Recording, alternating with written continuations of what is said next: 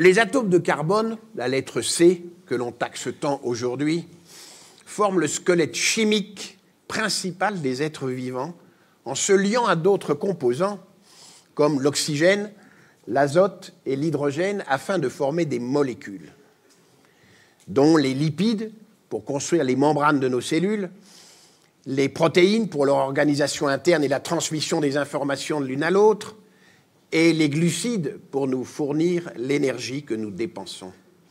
Or, un événement cataclysmique est survenu il y a 2,4 milliards d'années, bouleversant tout l'écosystème terrestre.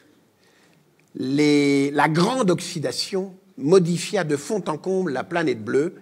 Les micro-organismes vivants, essentiellement des cyanobactéries, nos algues bleues, croissaient dans une atmosphère sans oxygène qui était à l'époque un poison mortel. Ces algues bleues subirent un choc considérable quand l'oxygène qu'elles relarguaient pour s'en débarrasser satura au bout d'1,5 milliard d'années les roches et les océans qui le recaptaient. Le gaz O2, le dioxyde d'oxygène, n'eut donc d'autre solution que de se disperser dans l'atmosphère. De moins de 0,1%, sa concentration s'éleva à 4%, faisant disparaître plus de 90% de la vie sur Terre.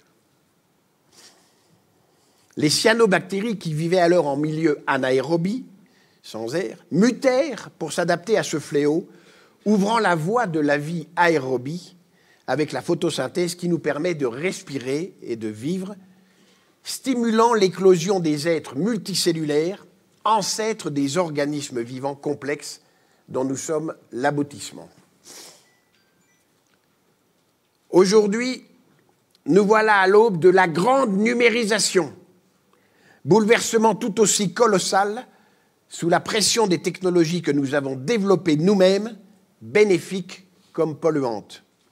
L'intelligence artificielle, la robotique, la connectique et la génomique nous défient jusque dans le plus intime de nos personnes.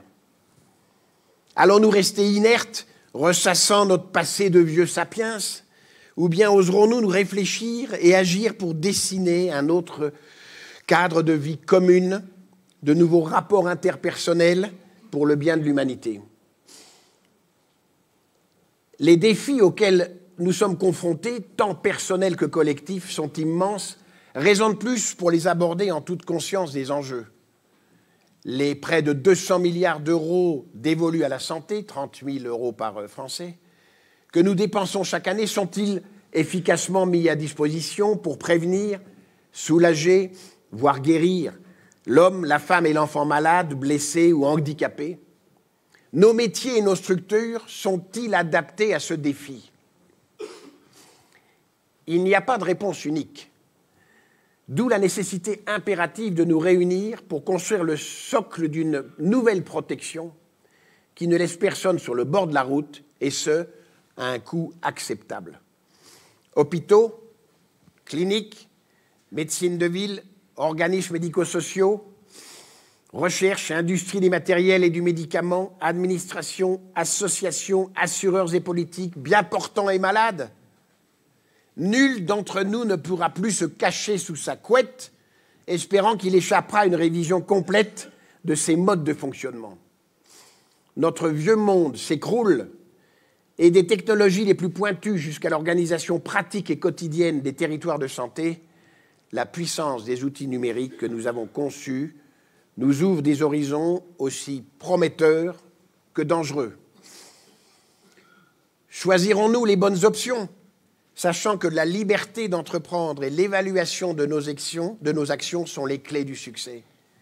Dépasserons-nous les corporatismes, le tout normé, réglementé, le précautionnisme du « pas de vague, mon vieux, pas de vague », pour innover afin de répondre concrètement et avec bienveillance aux demandes de celles et ceux qui souffrent dans leur chair et leur esprit?